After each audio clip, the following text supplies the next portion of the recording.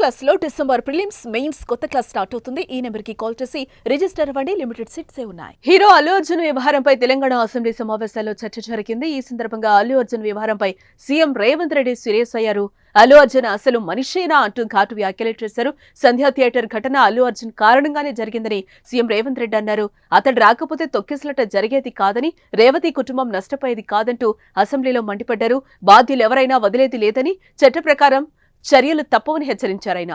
సంధ్యా theatre తొక్కిసలాట ఘటనలో నటుడు అల్లు అర్జున్ బాధ్యతారాహిత్యంగా వ్యవహరించారు. అతను రోడ్ షో చేయటం వల్లే భారీగా జనం థియేటర్కి వచ్చారు. థియేటర్ కి రావద్దని పోలీసులు చెప్పినా వినలేదని, అల్లు అర్జున్ అసలు మనిషేనా, అసలు ఏం మనిషి ఇతను, ప్రపంచంలో ఇలాంటి మనుషులు ఉంటారా అంటూ సీఎం రేవంత్ రెడ్డి ఫైర్ అయ్యారు. సంధ్యా థియేటర్ లోపలికి వెళ్లేందుకు, బయటకు వచ్చేందుకు ఒకే దారుండడంతో సెలబ్రిటీ వస్తే ఇబ్బందులు తలెత్తుతాయని పోలీసులు అనుమతి ఇవ్వలేదు.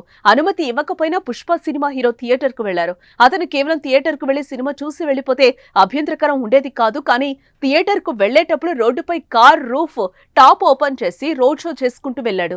దీంతో పక్కనున్న అన్ని థియేటర్ల నుంచి ఒక్కసారిగా పబ్లిక్ సంధ్యా థియేటర్ వైపు రావడంతో ఒక్కసారిగా తోపులాట జరిగింది. ఈ ఘటనలో తల్లి రేవతి చనిపోయింది. ఆమె కొడుకు కోమాలోకి వెళ్లిపోయాడు. అంత తొక్కిసలాట్లో కూడా ఆ తల్లి కొడుకు చెయ్యి విడిచిపెట్టలేదు. బిడ్డపై తల్లి ప్రేమ అలాంటిది.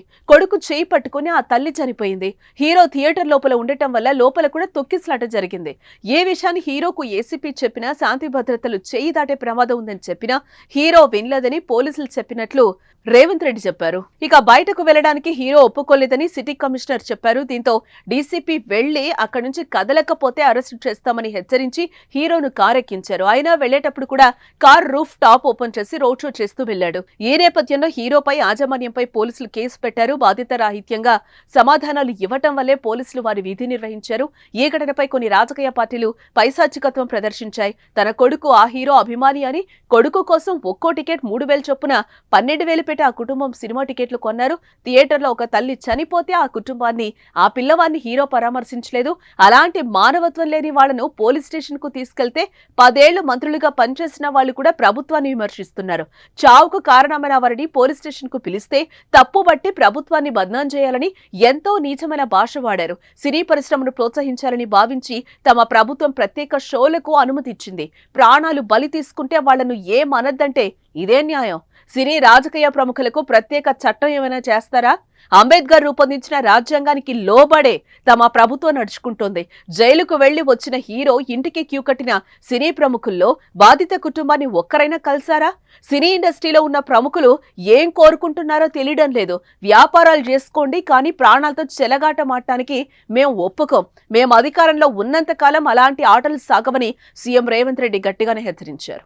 तब डीसीपी आके सीधा हटा के इनके जो भी है सब सिक्योरिटी वाले पुलिस को हैंड ओवर कर देके डीसीपी जाके हीरो को बोल दिए कि भाई तुम तुरंत निकलना, नहीं है तो हम लोग अरेस्ट करना पड़ता, क्योंकि 2 लाश गिर गए बाहर। आप यहाँ पर थिएटर में बैठ के तमाशा किए तो ये कंट्रोल नहीं होने वाले हैं, हम नहीं सुनने वाले हैं, आपको अरेस्ट करके पुलिस स्टेशन लेकर जाना पड़ता, आप तो निकलो। जबरदस्ती से वो हीरो को हमारा डीसीपी वो लॉ एंड ऑर्डर सिचुएशन देकर उनको बाहर लेकर आए।